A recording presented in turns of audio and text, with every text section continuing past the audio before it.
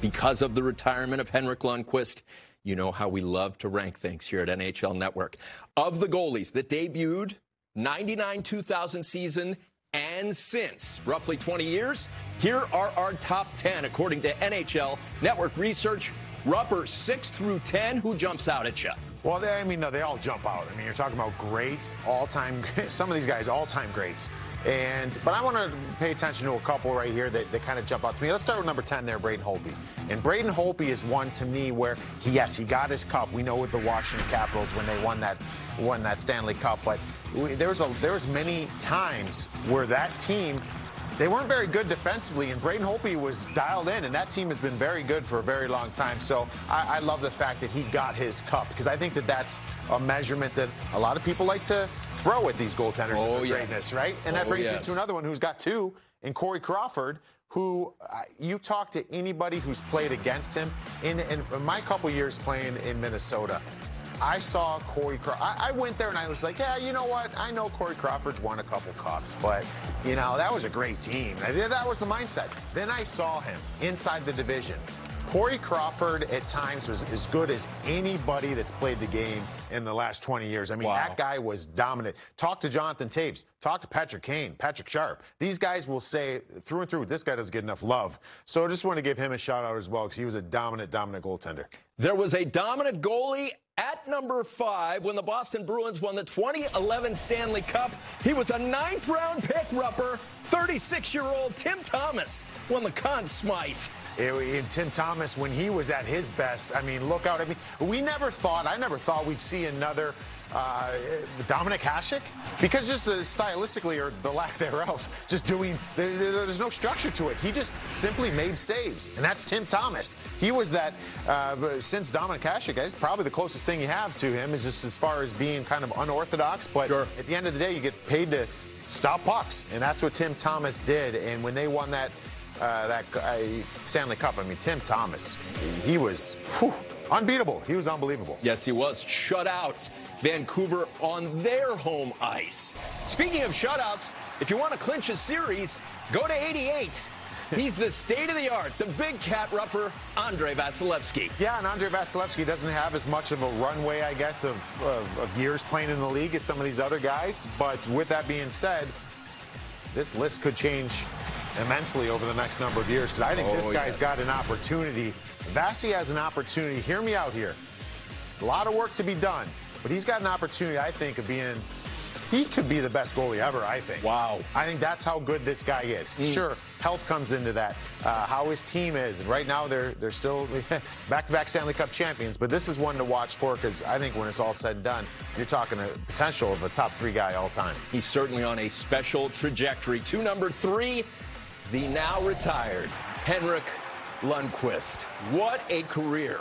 Look good, feel good, play good. He did all 3, Rupper. Yeah, I mean, he lived up to it. You don't get called the king for nothing, right? And he earned that through and through, off the ice, most certainly on the ice. Henrik Lundqvist, I'll say it again, of all these guys, he was the most consistent in my eyes. The most consistent. Does that mean he was better than all the other ones? I'm not saying that. But the goaltending position is a tough position to be consistent, and he is the best. Here's a stat for you by our great research team here at the network. Game 7 stats for Henrik Lundqvist. 8 Game 7s that he played in the playoffs, right? 6-2. 9 goals against. Wow. 9 goals against in 8 games. Total. Talk about giving your team a chance to win. Yep. And listen to this save percentage. 961. That's amazing. He got it done in the playoffs as well. Just unfortunately wasn't able to win that Stanley Cup. But Hank, man, whew, he was good. Justin Williams just texted me and said, he's Mr. Game 7. Just kidding. I don't know Justin Williams. But he's very modest, so he might text that. We're down to number 2. Guess who it is? Roberto Luongo. People will say, yeah, but he didn't win the cup. Oh, but did he do a lot for the Vancouver Canucks and the Florida Panthers? And Bobby Lou, one of the best of his era. Oh, he was unbelievable. Roberto Luongo, from day one coming into this league, was unreal. And listen, I'm not trying to make this about me whatsoever, but I got my first NHL goal against Roberto Luongo, and the reason why I'm saying that is because as a player, I wear that like a badge. Yeah. You're talking about one of the greatest to ever play the game. Yes. Bobby Lou was unbelievable, and the longevity that he had, and I mean, you're talking about he had the weight of the world on his shoulders coming in this league, and he lived up to every bit of it. He was awesome. He had the weight of the world on his shoulders at the 2010 Olympics. On Canadian soil, Mike Babcock pulled Marty Brodeur, said Lou's got the net, and Canada won gold because he was great. To number 1, Marc-Andre Fleury. Watch this save. This is for the Stanley Cup. Unbelievable when he was able to stone the Wings in the closing seconds. Your former teammate, number 1 of this period. Agreed?